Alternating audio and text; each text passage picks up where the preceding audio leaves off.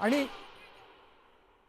आपण जर पाहिलं तर शिवसेनेच्याही 12 जणांना शपथविधीसाठी फोन आल्याची माहिती मिळते, ज्यामध्ये आमदार भरत गोगावले यांना देखील फोन केलेला, योगेश कदम यांना देखील फोन केल्याचं कळत आहे। उदय सामंत, दादा भुसे, प्रकाश आबिटकर, गुलाबराव पाटील, प्रताप सरनाईक यांना संधी मिळते। ठाणे जिल्ह्यातलं नेतृत्व आशिष जयस्वाल, शंभूराज देसाई यांच्यासह जुने 5 आणि बाकी नवीन सेनेच्या आमदारांना मंत्रिपदासाठी फोन आल्याचं गोगावलेंनी सांगितलंय।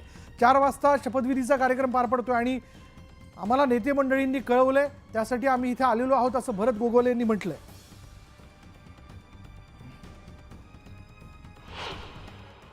फोन आलाय म्हणून नागपूरला आलो आम्ही। 4 वाजता शपथ ग्रहण होऊन जाईल। असं कोणाकोणाला फोन आले काय सांगाल?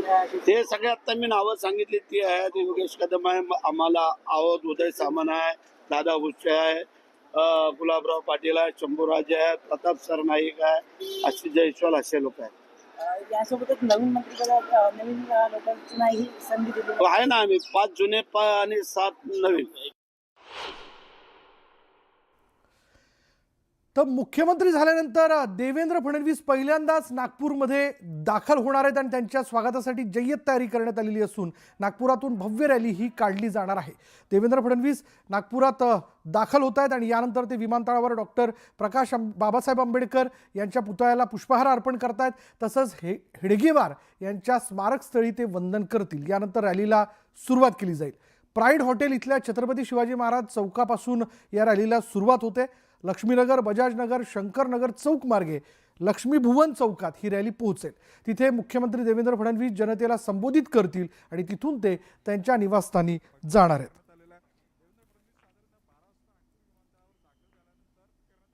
नागपूरच्या विधान भवन चौकात सर्वपक्षीय नेत्यांच्या स्वागताचे होर्डिंग लावण्यात आलेले आहेत। विविध आकारात, विविध पॅटर्नमध्ये, कटआउटमध्ये हे होर्डिंग्स लागलेले आहेत। तर सर्वाधिक होर्डिंग्स जे आहेत ते मुख्यमंत्री देवेंद्र फडणवीस यांच्या स्वागताचे लावण्यात आलेले आहेत। तर उपमुख्यमंत्री एकनाथ शिंदे यांच्या स्वागताचे देखील अनेक होर्डिंग्स नागपुरात बघायला मिळतात।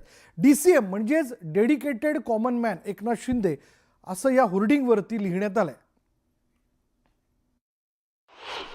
विधान भवन चौकामध्ये आपण पाहतो की सर्व पक्षीय नेत्यांनी जी आहे ती बॅनरबाजी केलेली आहेत। सर्वच पक्षाचे कार्यकर्त्यांकडून आपल्या नेत्यांच्या स्वागतासाठीचे होर्डिंग्स इथं लागलेले आहे आणि प्रामुख्याने मुख्यमंत्री देवेंद्र फडणवीस यांच्या स्वागताचे जे आहे ते वेगवेगळ्या प्रकारचे होर्डिंग्स या विधान भवन चौकात लागल्याचं आपल्याला पाहायला मिळतं। अगदी साऊथमध्ये म्हणजे दक्षिण भारतामध्ये ज्या पद्धतीनं त्यांच्या नेत्यांचे स्वागताचे होर्डिंग असतात, एक राऊंड आणि त्याच्या अवतीभोवती त्या पक्षाचे झेंडे, त्या पद्धतीचे होर्डिंग्स असेल किंवा पंतप्रधान नरेंद्र मोदी यांना पुष्पगुच्छ देताना देवेंद्र फडणवीस यांचे होर्डिंग असेल किंवा नितीन गडकरी यांची गळा भेट घेत असतानाचे असे वेगवेगळ्या प्रकारचे, वेगवेगळ्या भावमुद्रेतले आणि वेगवेगळ्या आशय असलेले देवेंद्र फडणवीस यांच्या स्वागताचे होर्डिंग्स जे आहेत त्या विधान भवन चौकात लागलेले आहेत। यासोबत सगळ्यात आकर्षक असे होर्डिंग्स आहेत ते उपमुख्यमंत्री एकनाथ शिंदे यांचे DCM म्हणजे काय तर डेडिकेटेड टू कॉमन मॅन असा संदेश जो आहे तो त्या होर्डिंग्सवर लिहिलेला आहे। युवा सेनेकडून ते होर्डिंग्स लावलेले आहेत आणि त्यामध्ये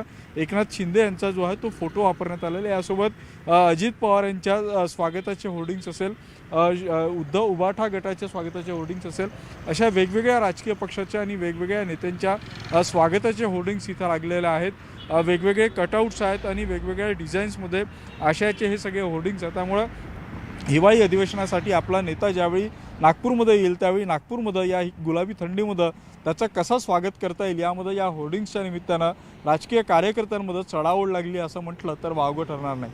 व्हिडिओ जर्नलिस्ट प्रशांत मोहितेसह उदय तिमांडे, न्यूज 18 लोकमत, नागपूर। तर अखेर नागपुरात आज महायुतीचा मंत्रिमंडळ विस्ताराचा शपथविधी पार पडतोय। या शपथविधीपूर्वी सर्वच पक्षांकडून जोरदार बॅनरबाजी करण्यात आल्याचं आपण पाहतोय। नागपुरात राष्ट्रवादीकडूनही बॅनरबाजी करण्यात आली आहे। अजित पवारांच्या स्वागताचे बॅनर शहराच्या विविध भागात झळकतायत। तब्बल 91 वर्षानंतर महाराष्ट्रामध्ये शपथविधी हा नागपूर शहरात होतो आहे। आपण सध्या नागपूरमध्ये आलेलो आहोत। हिवाळी अधिवेशन सुरू होत आहे आणि त्या अधिवेशनाच्या पूर्वसंध्येला आज शपथविधी केला जातो आहे।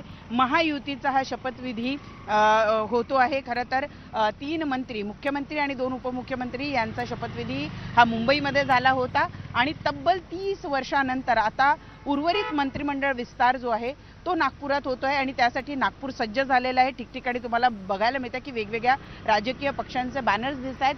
हा जो चौक आहे जिथं रवी भवन आहे, सगळ्या आमदारांचं निवासस्थान आहे, तो संपूर्ण भाग आपण पाहतो आहे की अजितदादामय झालेला आपल्याला बघायला मिळत आहे. या ठिकाणी ठिकठिकाणी अजितदादा यांचे बॅनर्स आपल्याला बघायला मिळत आहे. राष्ट्रवादी पक्षाचे बॅनर या ठिकाणी लावण्यात आलेला आहे आणि संपूर्ण परिसर हा गुलाबी झालेला आपल्याला बघायला मिळतो. एकूणच जर बघितलं तर महायुती सरकारचा हा शपथविधी सोहळा नागपुरामध्ये होतो आहे.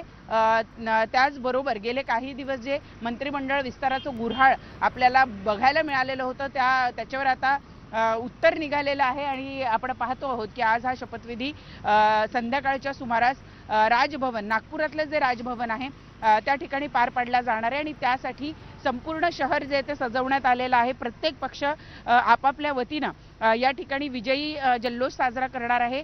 अजितदादा पवार यांच्या राष्ट्रवादी पक्षाच्या वतीनं सुद्धा या ठिकाणी जय्यत तयारी करण्यात आलेली आहे आणि अजितदादांच्या स्वागताचे, राष्ट्रवादी पक्षाच्या जल्लोषाचे या ठिकाणी बॅनर्स आपल्याला ठिकठिकाणी बघायला मिळत आहे.